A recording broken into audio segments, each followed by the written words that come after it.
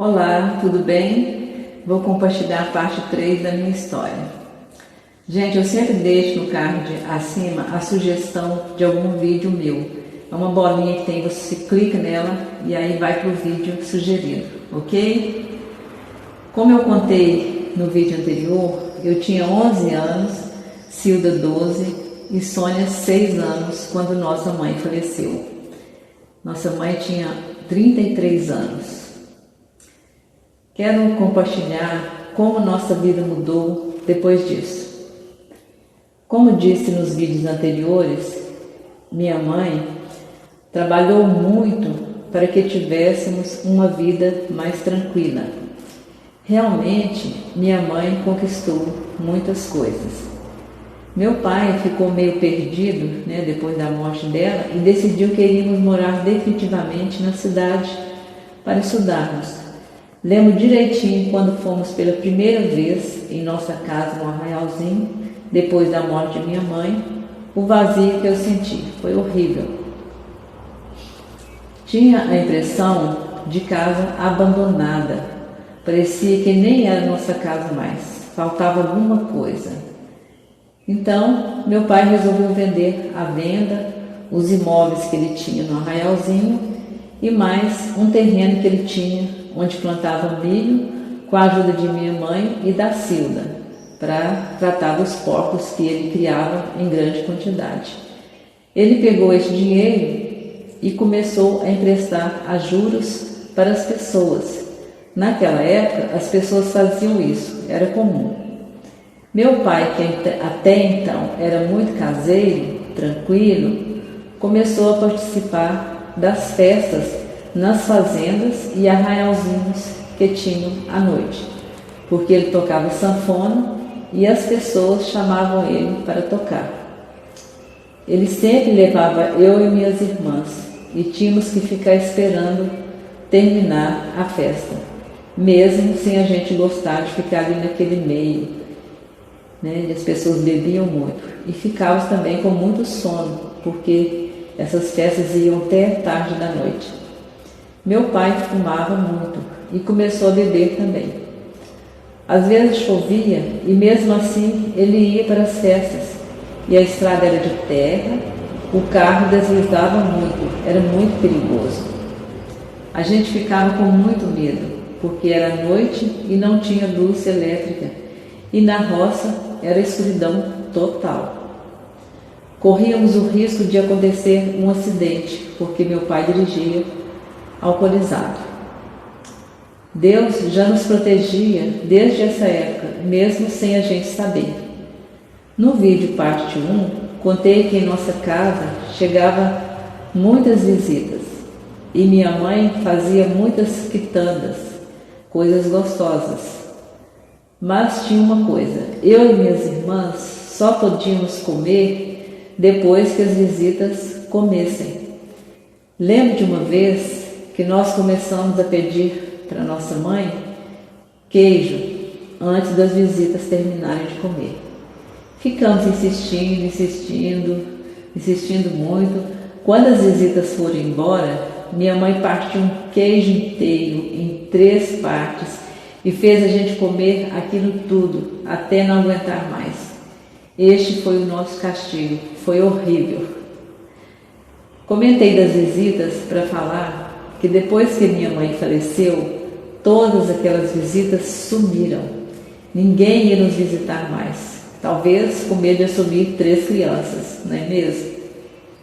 Quem assumiu a casa e todo o trabalho foi Cilda, a mais velha.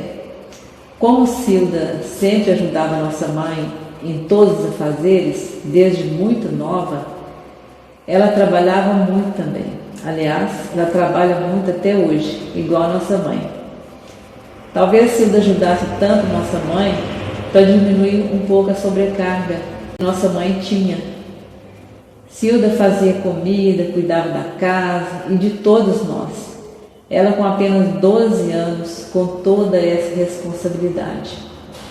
Eu não queria saber de trabalho, queria era brincar, E eu ia para a casa da minha prima para assistir televisão também, porque na minha casa não tinha televisão. Passávamos falta de muitas coisas. Meu pai só comprava o essencial, o básico de básico.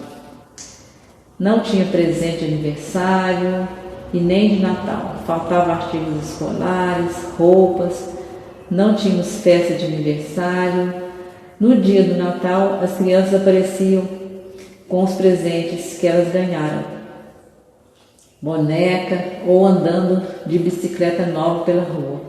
Eu e minhas irmãs só ficávamos olhando, ficávamos muito tristes. Passamos a pré-adolescência e adolescência com muita falta das coisas, porque meu pai não se importava com nada.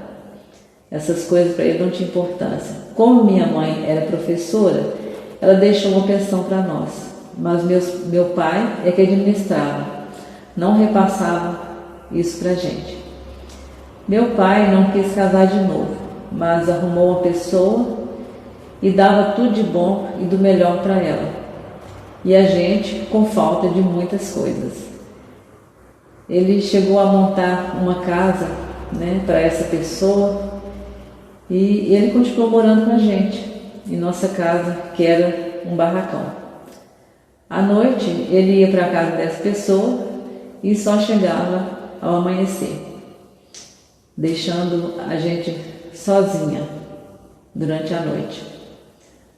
Como meu pai foi emprestando dinheiro a juros para as pessoas, elas não pagavam e meu pai foi perdendo tudo. Meu pai só sobrou com aquele monte de promissórias que as pessoas assinavam. Ele guardou aquelas promissórias a vida toda, com a esperança de receber algum dia, mas isso nunca aconteceu. Uma coisa interessante, meu pai tinha uma caixa de madeira do tamanho de uma caixa de sapato, que ele fez de cofre, onde ele encheu de moedas.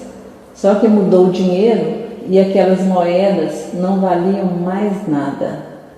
Se a situação não era muito boa, mesmo com as coisas que minha mãe deixou para nós, agora então piorou mais ainda.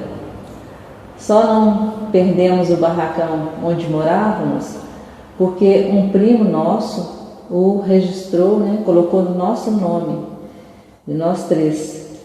Além da falta material, tínhamos falta de amor também, porque sem mãe e sem demonstração de carinho por parte do meu pai, que ele era muito calado, ficamos assim, carentes. Mesmo assim, a gente sobrevivia com a graça de Deus. Lembro que eu era muito revoltada com tudo isso. Nós três brigávamos muito. Só acabaram as brigas depois que casamos. Chegamos à conclusão que não tinha sentido brigar, porque estávamos adultas e uma sempre fez companhia para a outra e sempre estávamos juntas. Hoje em dia, nós somos muito unidas, nos amamos muito e nos preocupamos muito uma com a outra. Agradecemos muito a Deus e a nosso Pai, que não nos separou, dando a gente para outras pessoas, para nos criar. E Ele fez o melhor que Ele deu conta de fazer. Nosso Pai deixava a gente fazer o que quiséssemos. Tínhamos toda a liberdade, mas graças a Deus não fomos para o caminho dos vícios, das coisas erradas. Conto tudo isso, gente, mas sem nenhum ressentimento, mágoa ou tristeza. Todo este sofrimento ficou para trás. Se não tivéssemos passado por tudo isso, eu nem teria o que falar para você e te encorajar a confiar, crer e entregar tudo nas mãos de Deus, porque só Ele tem o controle de tudo. Tudo na vida passa. Em Filipenses capítulo 4, versículo 11 a 13 está escrito assim: sei o que é passar necessidade e sei o que é ter fartura. Aprendi o segredo de viver contente em toda e qualquer situação. Seja bem alimentado, seja com fome, tendo muito ou passando necessidade. Tudo posso naquele que me fortalece. Se você ou alguém que você conheça está passando por alguma dificuldade ou luta, não se desespere.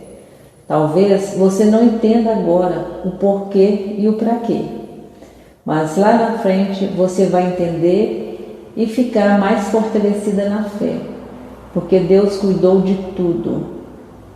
Sempre digo que aquilo que eu não entendo e não dou conta de resolver, e não tenho controle, eu nem penso, desvio o pensamento, mudo o foco, olho sempre para Jesus. Não devemos viver por aquilo que vemos, e sim viver pela fé em Deus. Você não está sozinho. Deus nunca vai lhe abandonar, nem mesmo nos momentos mais difíceis. O próprio Senhor irá à sua frente e estará com você. Ele nunca o deixará, nunca o abandonará. Não tenha medo, não se desanime. Agora eu quero orar por você. Vamos orar? Querido Deus e Pai, eu te louvo e te agradeço porque sempre cuidou de nós. Peço ao Senhor que cuide de você, abençoe sua vida emocional, espiritual, financeira, te dê sabedoria, que Deus te cure, fortaleça, console e te dê alegria e paz. Tire do seu coração todo medo, ansiedade, traumas, depressão, insegurança, dor e rejeição. Que o Espírito Santo de Deus te conforte e preencha todo o vazio e falta que você possa estar tendo. Amém? Em nome de Jesus.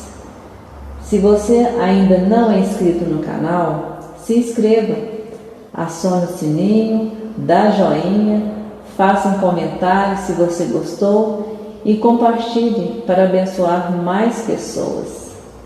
Lembrando ainda, se você não assistiu os vídeos da minha história depois de casada, assista para você entender melhor o desfecho da minha história. Os vídeos são os 12 primeiros que tem no canal, que fala sobre a minha história depois de casada. Deus te abençoe, grande abraço.